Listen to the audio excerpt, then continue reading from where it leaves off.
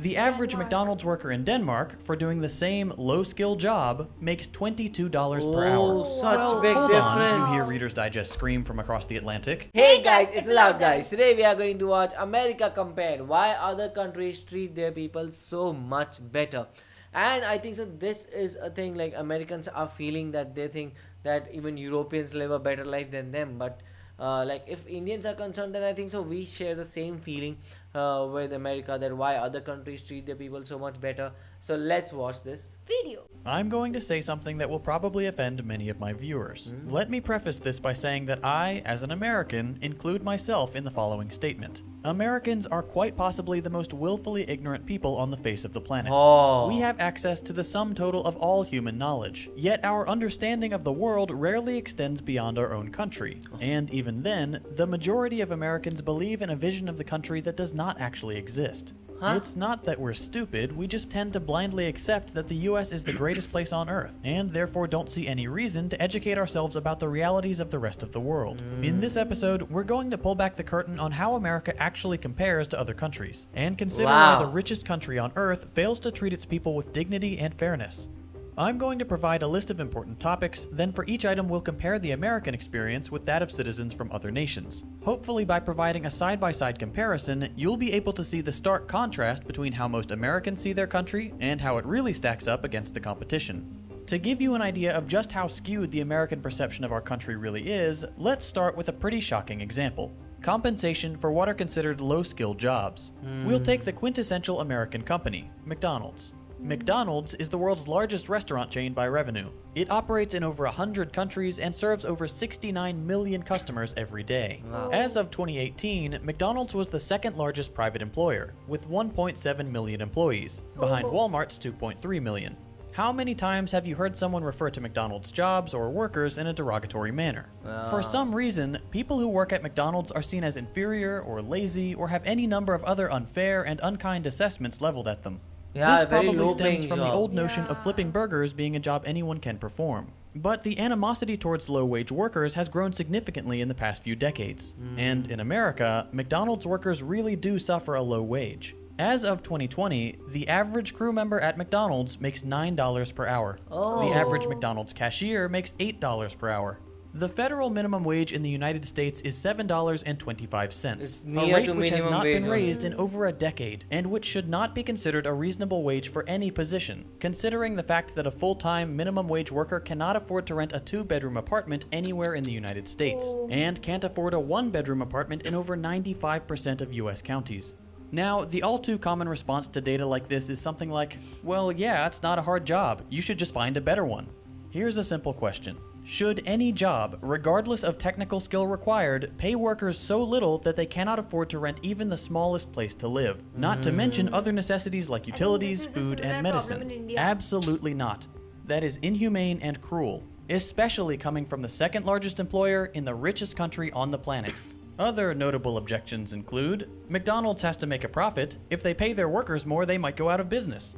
First of all, if you can't pay your workers a fair wage, your company should not be in business. End of story. But again, McDonald's is not struggling to make ends meet.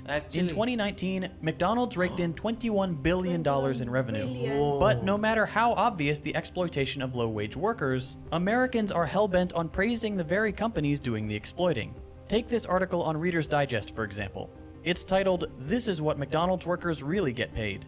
You see that and think, oh, nice. Finally some news showing how poorly these workers are compensated. Then you scroll down and nope, they're actually praising McDonald's, saying things like, the food chain is also great for paying their workers fairly, and McDonald's is one of the highest paying fast food chains in the United States. This level of sycophancy is insane. If $8 or $9 an hour is some of the highest pay in the industry, that doesn't indicate that McDonald's is paying fairly. It indicates that a massive chunk of the population is being paid poverty wages.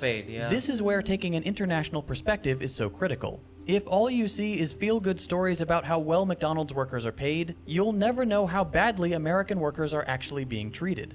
Let's take the same company, the same position, but in a different country. Here's a McDonald's in Denmark. The average McDonald's worker in Denmark, for doing the same low-skill job, makes $22 per hour. Such big Hold difference. on, you hear Reader's Digest scream from across the Atlantic. McDonald's workers in America get paid vacation days after just a year of work.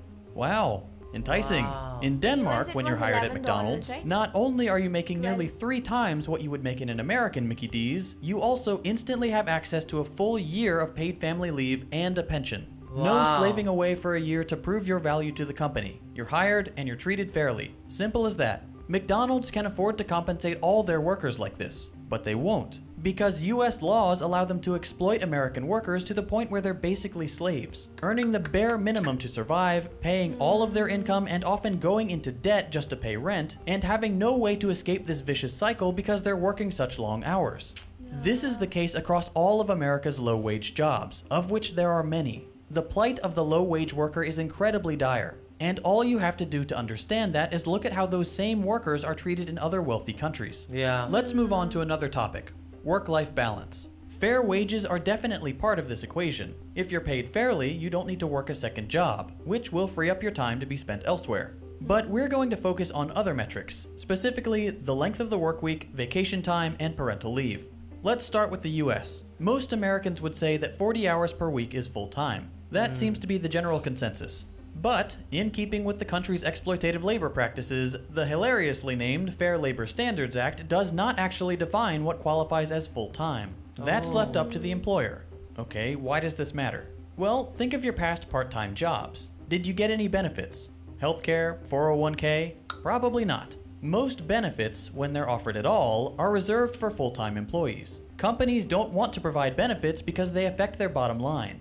America is all about cutting costs, and providing workers with fair compensation It's is a very cost. same in India. So, imagine you apply for a full-time job at Best Buy. You're offered the job, but they tell you they only have part-time positions, but they can give you almost full-time. They make it sound like they're doing you a favor, offering you more hours than normal part-time. But this is just another example of employers exploiting their workers.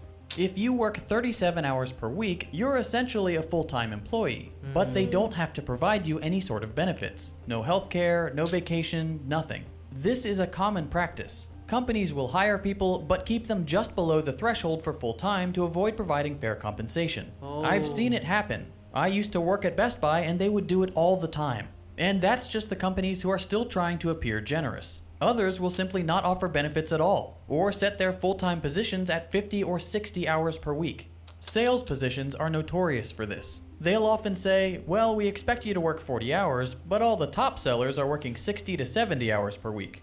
This is coercion. They're trying to pressure you into working more hours to benefit them, and the compensation is never what they claim it will be. By allowing employers to define full-time work, American workers are held captive by corporations, Same forced in to either India. work absurd 9 hours to to 9. qualify for full-time benefits, or find a second job to help cover the cost of things like health insurance. Both of these options lead to a terrible work-life balance, and as real wages have decreased and benefits have been offered less and less over the years, huge numbers of American workers have developed an unhealthy work-life balance. For example, in 1960, when workers had real bargaining power, only 20% of American women worked. Today, 70% of children live in households where both parents are working full-time. Where does all this lead?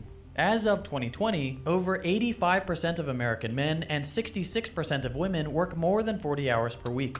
We work 137 more hours per year than Japanese workers, 260 more than the British, and Whoa. 499 more hours per year than the French. Why do other countries have such a better balance? Because many of them have laws that cap the length of the full-time work week. Companies are required to pay their workers fairly and allow enough time off for employees to maintain a healthy work-life balance. Wow. That's not the case in the US. Vacation time is a similar story. Whereas many other countries mandate that employers provide paid vacation and sick days, the US does not. In every industrialized nation, workers get more paid vacation days and holidays than in the US. Here's a depressing graph to illustrate just how poorly we treat our workers. France worst. 31, Spain 34, In India Austria too. 38, Very less. America They're not in 0. the list, right? 0 paid This is, I vacation think so, days, the advanced 0 nations. paid Yeah, holidays. yeah. And remember, these are the mandated figures. Every Austrian worker gets a minimum of 38 paid days off per year. 38. Even in the worst possible employment situation, 38. they'd still get 38 paid days off. Paid in the days off. US, many workers are lucky That to are get Christmas paid. or Thanksgiving off at all. And the odds that it's a paid holiday? Next to 0. Wow. Let's move on to our final comparison. Paid parental leave. Many Americans aren't even aware this is a thing, so let me explain. When an employee of a company has a child, sometimes they're offered parental leave, a period of time where they can stay home from work to bond with and take care of their new baby. This greatly benefits the employee, the child, and, in the long run, the company, because the employee will be happier, less stressed, and more loyal to the company. Of course, offering paid parental leave doesn't benefit corporations in the short term. And if there's one thing that encapsulates the American business philosophy, it's short-term gains over all else. So it won't surprise you to learn that the US is the only industrialized nation on the planet that does not mandate some amount of paid parental leave. This may be shocking to my American viewers because being able to get paid to spend time with your newborn child sounds like an impossible dream in our dystopian labor market. And honestly, it probably is impossible in our current America. Get it, We're so invested in self-destructive capitalism that even suggesting the possibility of paid parental leave would put US politicians out of a job. That's not the case in the rest of the industrialized world. In fact, every other OECD nation, and even in many third world countries, new parents are guaranteed at least several weeks of leave. Let's take a look at a few of them. Ethiopia, a country with an annual gross national income of under $900 per person, offers 90 days of leave with 100% pay. Madagascar, 14 weeks at 100%. Afghanistan, 90 days. Denmark, 52 weeks. Norway, 56 weeks.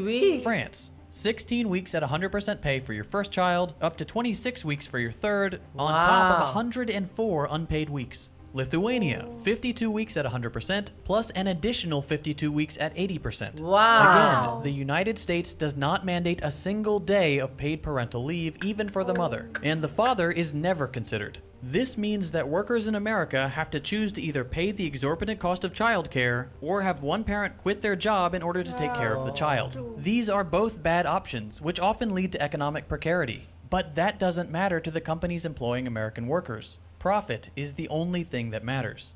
Hopefully, seeing these labor practices compared like this has made it clear that not only is the US not living up to its claim to being the greatest nation on earth, but also that it consistently ranks poorly and often dead last in terms of labor metrics. Why is it that the wealthiest, most powerful nation on earth can't pay their workers a fair wage, or provide healthcare, vacation time, or paid parental leave? You should realize by now that it's not that they can't, it's that they won't. Everything in America is beholden to the almighty dollar. Profit is the only motivator. If an action does not produce a greater profit, it will not be considered. Over the last few decades, Americans have watched as our livelihoods, our quality of life, and our dignity have all been stripped away by those who already make obscene amounts of money. Those in power say we're all in this together, but that couldn't be further from the truth. The ultra-wealthy and the world's largest corporations rely on Americans remaining ignorant. They rely on us accepting the lie that America is the greatest nation on earth, that it couldn't possibly get any better. All you have to do to shatter that lie is to take a look around the world. Other nations take care of their citizens. Even impoverished nations, or nations that we've bombed into oblivion, take better care of their people than the US does. American workers need to relearn the language of class struggle and work together to break the wheel of the capitalist machine. If we want to claim that the United States is the greatest place on earth, we need to make it that way. If you replace the word America with India, the video should stay the same, because in India too it is the same, like how all the companies are all about money, and India the laws are also very very weak. Like if I say what is the minimum wage in India, it's about 300 rupees. That is nothing more than, you can say, $4. So like in America, like in a day, right? Yeah, $4 per day. $4 a day. For you it is $7 per hour. It is $4 per day. For a whole day. That is also like 8 to 9 hours of job. Yeah, and that too. That too Monday to Saturday, and even sometimes on Sunday too we have to go. Like yes, in some states it might be high, like $5, $6, but it's the same like this. And also like the thing is, like this is the house help that we have here. They get very very less amount. They get this amount only for per day. And also like those house helps in America, they earn very well. Yeah. Because then they earn per hour, and then they feel like they are earning very well. But in India, it's very bad. And also like all the other parts also, where if we see jobs, like recently a company named, very big company that was that makes glasses, they released a job online, and they say that okay, we'll pay you about 25,000 per month, which would be or even 20,000 per month, and that to CTC, something like that. So it is not the cash in hand, it is also like the and that job you get after studying for so much and spending so much on the study. So you feel like after doing all that, you get that. Or people are just struggling in India because they are not getting the wages. Like it is, as he said, it is a vicious cycle. You are, spending your whole day in a job, and you don't have any time left for to do something or to start your own business, to even think about it, because you are so tired and you are at your home and you are doing the same thing, and then you have to go again the next day. And it's not about the MACD, I would say. I don't want to mention the name of the brands, but the huge brands who sell their bags on that, they also treat their workers very badly. Like even I've also heard that they don't even allow them to go for a pee. Like work is very important for them. First of all, work and profit, then the lives of the people. That is ridiculous, honestly. Actually, so what do you guys think about it? Do let us know in the comment section below. So do like, share, and Subscribe. bye. Bye.